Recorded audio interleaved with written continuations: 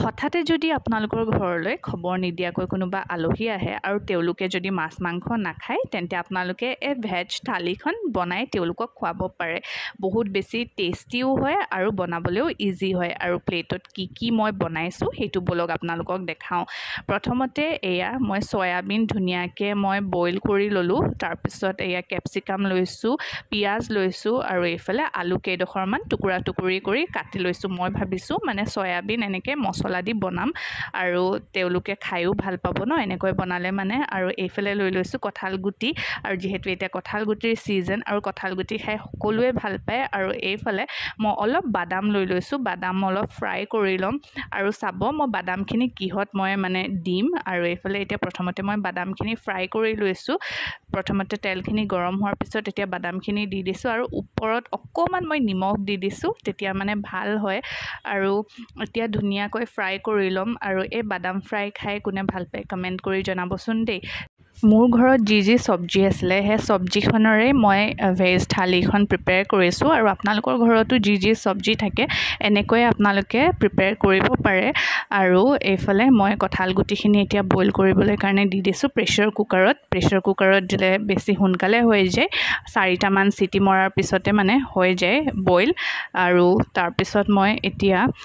গেছটো জ্বলাই মেলি প্ৰেছাৰ কুকাৰটো বহাই দিছোঁ আৰু বাকী বস্তুখিনিও বনাই আছোঁ কিন্তু যিমানখিনি দেখাব পাৰোঁ সেইখিনিয়ে অলপকৈ আপোনালোকক দেখাই দিছোঁ আৰু এইফালে এতিয়া বাদাম ফ্ৰাই কৰা হৈ গ'ল তাৰপিছত মই এতিয়া কাৰি পত্তা মানে নৰসিংহও ফ্ৰাই কৰি ল'ম আৰু এইখিনি বস্তু মই কিহত এড কৰিম সেইটো বাৰু আপোনালোকে একেবাৰে শেষলৈকে চালেহে গম পাব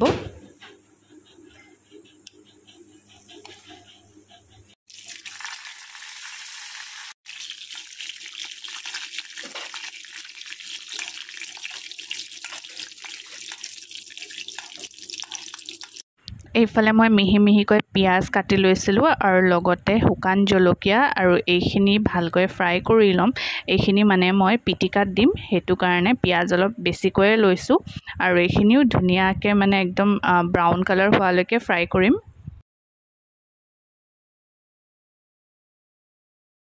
এইফালে আলু বইল কৰি থৈ দিছিলোঁ আৰু কৈছিলোঁ যে পিটিকাৰ কাৰণে মই পিঁয়াজ ফ্ৰাই কৰিছিলোঁ এইখিনি এতিয়া মিক্স কৰি দিছোঁ আৰু লগতে ডিম এটাও দি দিছোঁ আৰু লগতে কাৰোবাৰ ঘৰত যদি জলকীয়াৰ আচাৰ থাকে আপোনালোকে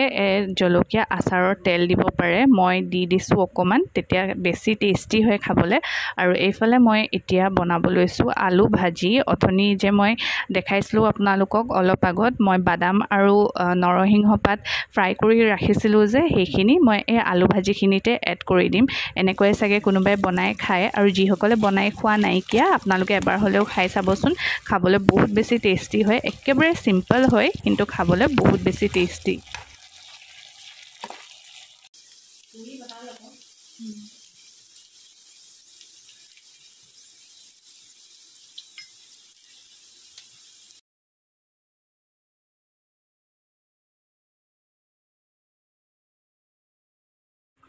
এইফালে মই কঁঠাল গুটিৰ পিটিকাটো ৰেডি কৰি লৈছোঁ আৰু ইয়াত মই দিছোঁ টেষ্টটো আৰু অলপ বেছি এনহেন্স হ'বলৈ কাৰণে খৰিচা দিছোঁ যিহেতু এতিয়া সকলো ঘৰতে খৰিচা আছে আৰু লগতে জলকীয়া আচাৰৰ তেল আৰু এনেকৈ এবাৰ বনাই খাবচোন দেই আপোনালোকে যদি খোৱা নাইকিয়া আৰু এইফালে আমাৰ ভেজ থালি ৰেডি হৈ গ'ল